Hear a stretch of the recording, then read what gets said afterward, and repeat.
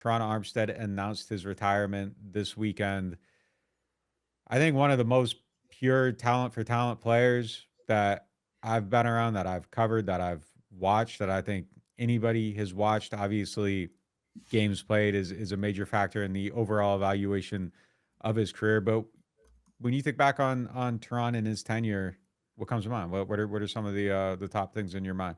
Well, obviously, we're both gonna get to this. That Toronto's just one of our favorite dudes that we've gotten to cover. He's a great guy, as you said. I'll let you take that home. You know how great he was to explain football to you, to be there for questions. Still to this day, even when he was with the Dolphins. But the player, I mean, the first story that comes to my mind, I'll never forget. So in 2015, the year the Saints just all of a sudden started trading everybody. They traded Jimmy Graham. They traded Kenny Stills. I'm trying to remember everyone they traded that year. Was that Ben Grubbs? And it just felt like the Saints were doing this like tear down rebuild.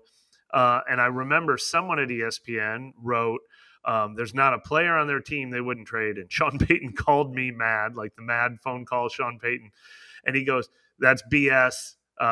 If someone calls me about Terron Armstead, I'm not trading him, you know. And it was just funny that he threw that name out there because Terron had only started for 1 year at that point, 14 games. He hadn't quite cemented his reputation, but that was the first guy on Peyton's lips. The next year, Terron only played 13 games. He had been battling injuries, and Peyton had that line, "I wouldn't trade him for any left tackle in the league." It was just one of those, he could not hide how special he thought he was. And then finally, when he stayed healthy, we got to see it. It was like, I mean, he could have been a number one overall draft pick. That's the kind of talent we were talking about with Terron Armstead, and you know, Sean Payton was usually a truth teller, even though he liked to be coy every once in a while. And I just remember at every turn in his like second year, Sean Payton was like, he's probably the most special talent we've got on our team before we even saw it play out on the field.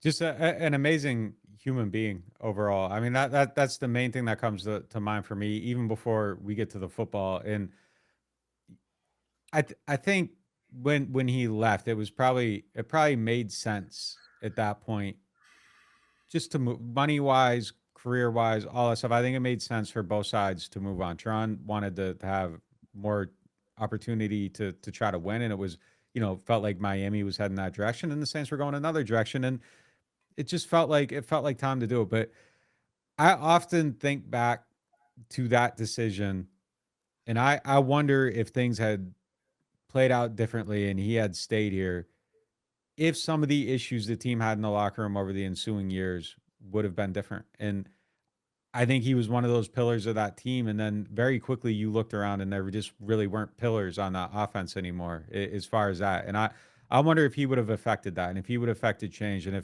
if things would have just materially been different. And I think they would have. I think he was that special of a person.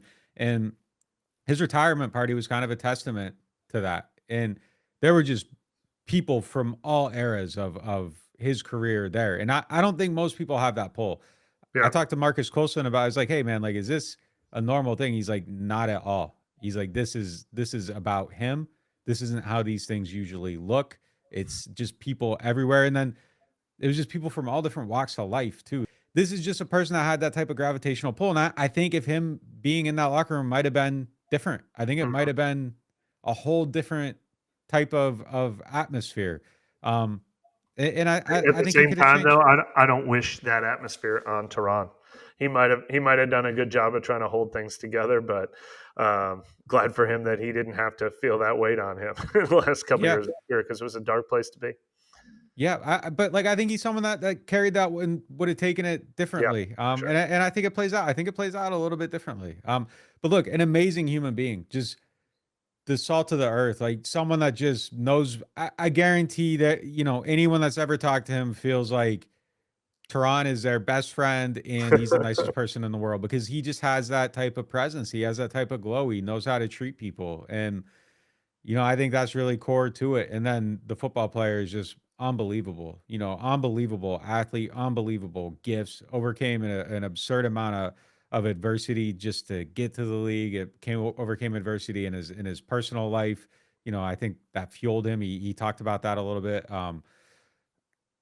Yeah, I mean, just a really great dude. I mean, one of the best players of this I think without the injuries, an easy Hall of Famer. We'll Yep. see how that conversation plays out. Someone, the way they do that committee, there's a case there. I'll be interested to see how it plays out. Talent for talent. It sucks because if you condense someone's career down to like 5 or 6 years and they're great, like a Terrell Davis or something, just for a very short amount of time, you can get there. But the argument against him will be that he was never healthy or whatever. But if you can condense it down game for game, Yeah. like he's better than most people that have ever played that Games he position. played, he probably grades out as high as anyone in his Yes. era. Yeah. So it'll be interesting to see how that plays out. Amazing player. Shout out to Terron. Amazing career. Amazing person. Excited to see what he does next in life.